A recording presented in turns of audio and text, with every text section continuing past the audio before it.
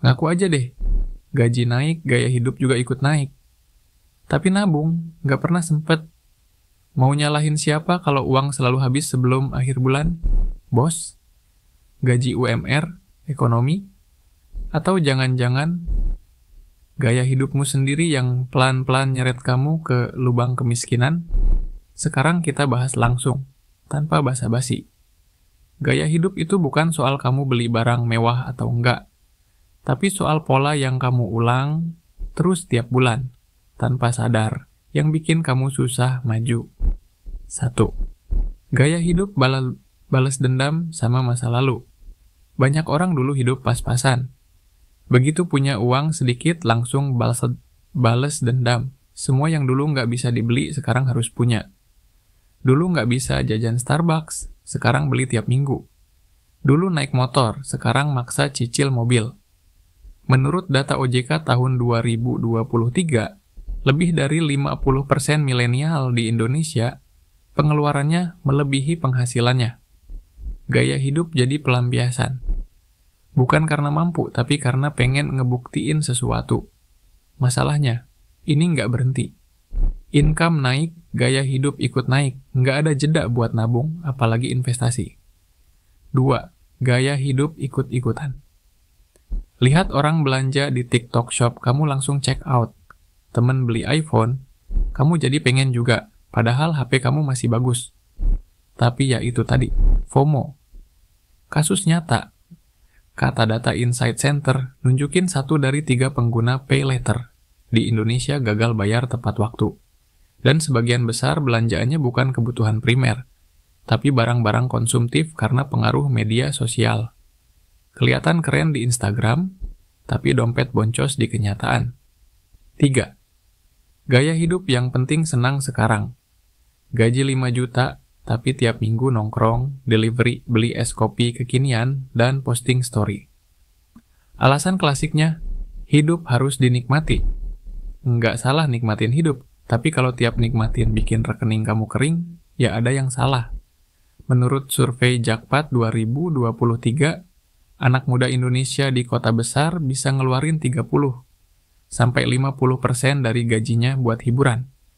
Makan di luar, skincare, konser, dan lifestyle kekinian. Padahal kalau 20% dari gaji, itu ditabung dan diinvestasikan dengan benar, 5 tahun ke depan kamu bisa punya aset yang bisa bantu kamu pensiun dini. 4. Gaya hidup instan. Kamu pengen cepat kaya, cepat viral, cepat sukses. Tapi males belajar. Akhirnya, kamu tertipu janji manis investasi bodong, robot trading, dan bisnis cepat kaya ala-ala.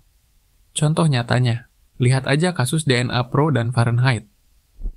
Ratusan miliar lenyap, orang-orang kehilangan tabungan hidup mereka karena tergoda return 20% sebulan.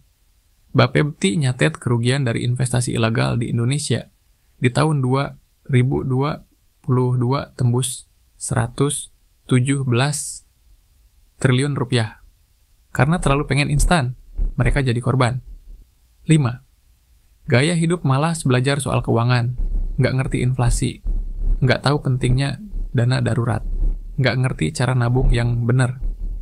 Pokoknya jalanin hidup aja, ngalir. Tapi yang ngalir bukan rezeki, melainkan utang. OECD mencatat, literasi keuangan di Indonesia masih rendah banget. Hanya 38% yang paham dasar-dasar pengelolaan uang. Itu pun belum tentu diterapkan. Makanya, banyak yang terus-terusan kejebak utang, nggak punya tabungan, dan nggak punya rencana pensiun. Padahal akses ke edukasi keuangan sekarang banyak banget. Gratis pula. 6. Gaya hidup nggak nyatat pengeluaran. Males ribet. Nah, itu yang bikin bocor halus tiap bulan. Makan 20.000, jajan boba 25.000, naik ojol 15.000. Kalau kamu nggak nyatet, nggak akan pernah tahu kemana uangmu lari. Harvard Business Review nunjukin, orang yang nyatet pengeluaran secara konsisten punya kontrol emosi yang lebih baik saat belanja, dan bisa nabung lebih banyak. Mereka sadar dan tahu cara rem konsumsi. 7. Gaya hidup anti investasi. Ada orang yang mikir, nabung aja cukup lah, tapi mereka lupa. Inflasi itu musuh diam-diam. Data BPS nunjukin rata-rata inflasi Indonesia 3-4% per tahun. Artinya, kalau kamu nyimpen uang 100.000 di bawah kasur, nilainya bisa tinggal 85.000 dalam beberapa tahun. Harga ayam, beras, bahkan ongkos ojol aja naik terus. Kalau uangmu diem doang, kamu kalah. Investasi bukan soal langsung untung besar, tapi soal nyelamatin daya beli kamu di masa depan. 8. Gaya hidup gengsi. Cicil mobil biar keren, walau belum mampu. Sewa apartemen kecil mahal cuman biar bisa bikin konten estetik. Beli barang branded, padahal dompet boncos. World Bank pernah bahas fenomena ini, aspirational spending. Masyarakat menengah ke bawah memaksakan gaya hidup kelas atas untuk pencitraan sosial. Tapi akibatnya justru terjerat utang, sampai akhirnya kamu jadi kerja buat bayar cicilan hidup yang bukan gaya kamu sebenarnya. Jadi gini, banyak orang pikir masalah keuangan mereka karena kurang penghasilan. Padahal, masalah sebenarnya justru karena gaya hidup yang nggak disesuaikan sama kemampuan. Kamu bukan miskin karena nasib, kamu miskin karena kebiasaan. Miskin karena penghasilan kecil itu bisa dimaklumi. Tapi miskin karena boros, karena ikut-ikutan karena malas belajar, itu pilihan. Ubah cara mikirmu, ubah gaya hidupmu. Baru hidupmu berubah. Mulai dari nyatet pengeluaran, belajar investasi yang sederhana, berhenti pengen instan, dan jangan gampang terpengaruh sosial media. Karena kaya itu bukan soal punya penghasilan gede, tapi soal bisa ngatur uang dengan cara yang waras. Kesimpulannya gini, kalau kamu ngerasa hidup masih susah padahal udah kerja keras, mungkin yang perlu kamu ubah bukan tempat kerja, tapi gaya hidup. Gaya hidup toksik bisa bikin kamu miskin terus, walaupun gaji naik tiap tahun. Tapi gaya hidup sadar finansial bisa bikin kamu naik kelas, bahkan dengan penghasilan sederhana. Coba tulis di kolom komentar.